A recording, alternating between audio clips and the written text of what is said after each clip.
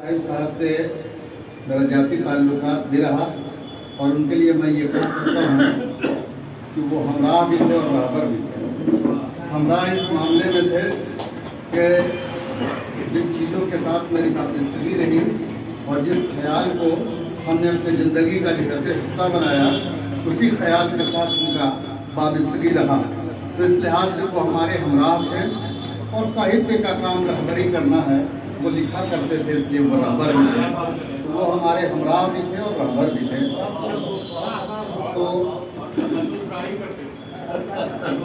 तो एक तो बात मैं ये कहना चाहता हूँ, ये मकबूल मंजर साहब ने पिघल क्यों नहीं जाते जब कहा तो मुझको फैज याद आ गए, मुंसिफ हो तो हफ्र उठा क्यों नहीं देते। तो हम लोग शोएब राही को उस जमाने में याद कर रहे हैं जो ज़माना नफरत का है, बरसरे इक़्तिदार जो ताकतें हैं उनसे आप भी वाकिफ़ हैं और हम भी वाकिफ़ हैं।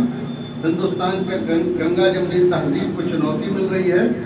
ऐसे में राही साहब को याद करते हुए यहाँ जो अदीब बैठे हुए उनसे मैं क्या कहना चाहता हूँ, उनसे मैं सिर्फ ये कहना चाहता हूँ कि कलम से जो लिखा जाता है उसकी कीमत ज़िंदगी से चुकाई जाती है और वो चुकाना पड़ता है।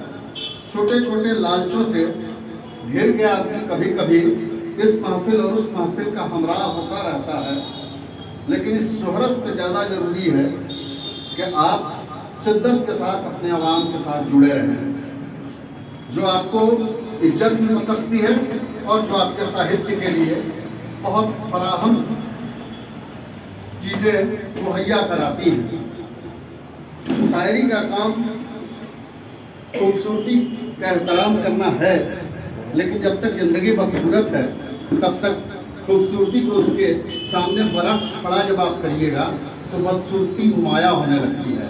तो खूबसूरती का इस्तेमाल साहित्य इस तरीके से करता है कि उस खूबसूरती के आईने में एक बदसूरत ज़माना जो आपके सामने खड़ा उसको देख सकें। और अभी इस दौर में जब हिंदुस्तान के अंदर एक बड़ी मुसलसल लड़ाई चल रही है तो आपको अपनी जगह तय करनी पड़ेगी। आप इस महफिल और उस महफिल के हिस्सेदार नहीं हो सकते हैं सिर्फ इसलिए कि आपको वाहवाहियाँ मिलेंगी और आपके लिए तालियां बजेंगी। ये मंसूर का सिलसिला है और इस सिलसिले को कायम रखने के लिए क्या करना होगा ये आप तय कर लीजिए।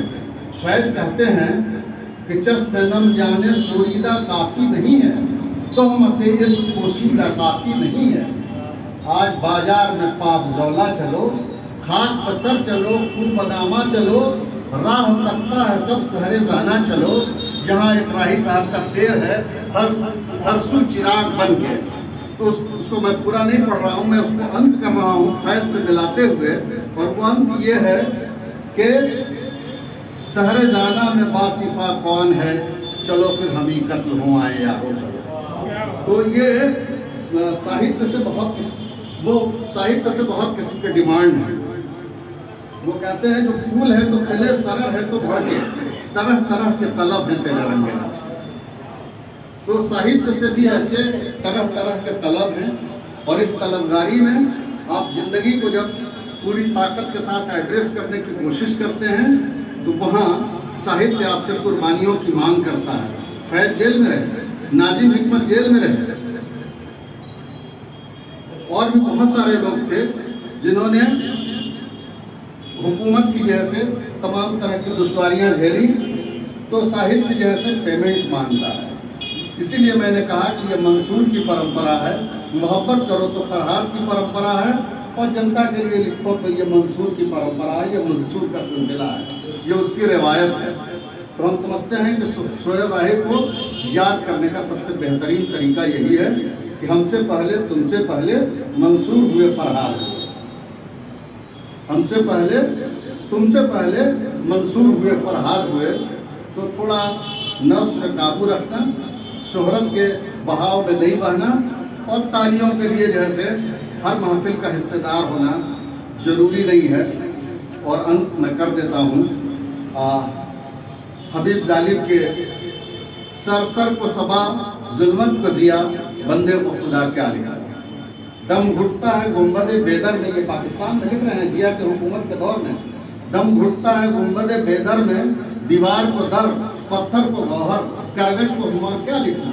लोगों ही पे हमने जान मारी, की हमने इन्हीं की गमखारी, होते हैं तो हो ये हाथ कलम, शायर न बनेंगे दरबारी। शुक्रिया।